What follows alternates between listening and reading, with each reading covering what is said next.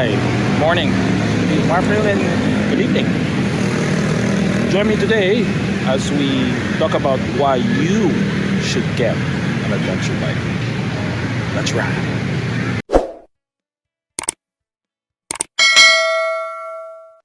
Hi, welcome back. Thank you for at least staying after the intro. I'm Motodean, or Dean Rod Vera, and today I'll talk about why you should get an adventure bike like this.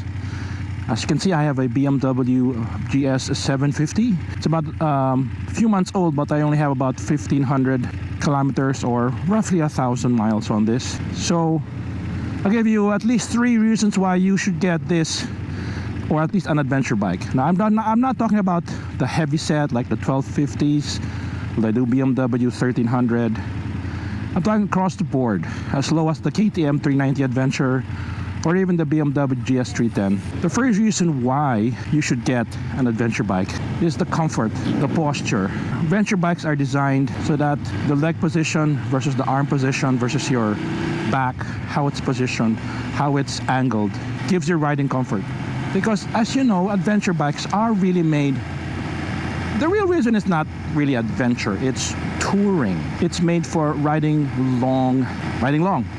That's what she said.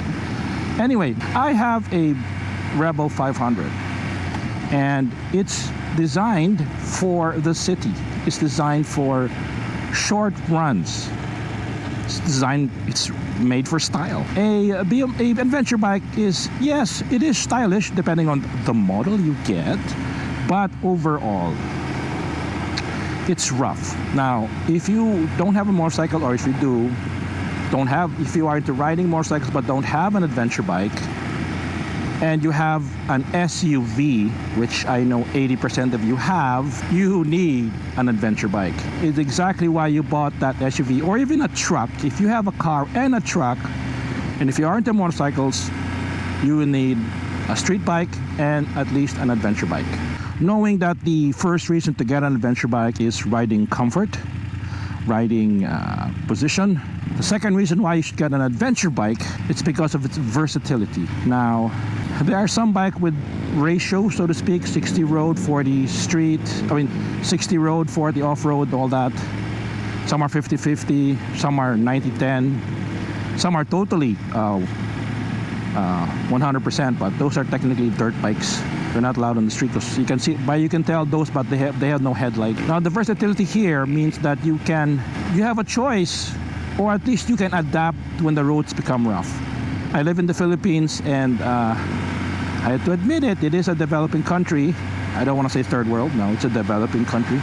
And not all roads are paved. It's not like the Doc Brown line at the end of Back to the Future 1. Roads, where we're going, we don't need roads.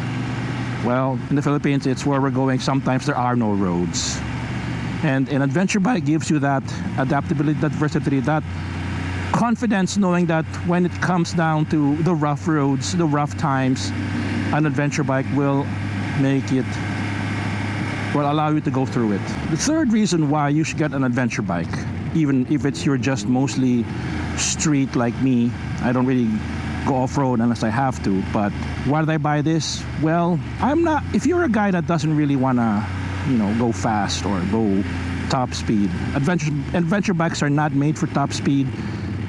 What they have compared to regular street bikes or road bikes is the torque compared to the engine size, torque compared to the body size of the motorcycle. Because adventure bikes are made to go slow, the power you need to go through the hills, the uphill, the rough roads, the mud, the streams, there's a lot of torque, and you will need that torque going in and out of traffic.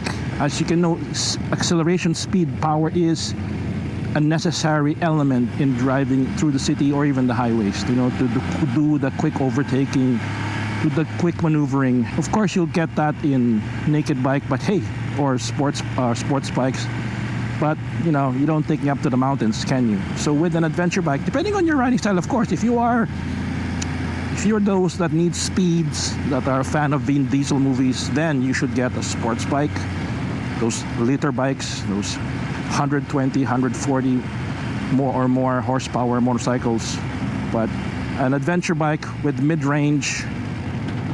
I mean, even if you get the Duke 390 Adventure, there's a technology there where you have riding modes. It's ride by wire. Buying a newer adventure bike, especially the smaller ones, gives you the technology needed. Like this BMW 750, oh no, what is this? This BMW 750 has about 77 horsepower. It has two riding modes, rain and road, and it's switchable on the fly, like Marty McFly. Now, Hen, I hope you guys are now convinced to buy an adventure bike. When I bought this, I was wary of the costs versus the first bike I got, which is the Honda Rebel, so that's about twice as much. But I'm not saying I get twice as much fun. Well, actually, maybe 3/4. But it's the, like today, I'm going on a road trip. Not a road trip. I'm going to a quick breakfast ride out in the I don't say boondocks, but on the more rural areas compared to Metro Manila. And an adventure bike will give me the speed, the torque, and the security of riding in the Philippines. So thank you guys for visiting the channel. And remember guys, it's not what you know, it's what they don't know. Peace and ride safe always. Hi, please do me a favor and smash that like button. It'll help me a lot and it will trigger the YouTube algorithm. Now, if you have not yet, please subscribe to my channel. If you don't, my dog will eat this exam booklet and that student has to repeat his final exam again.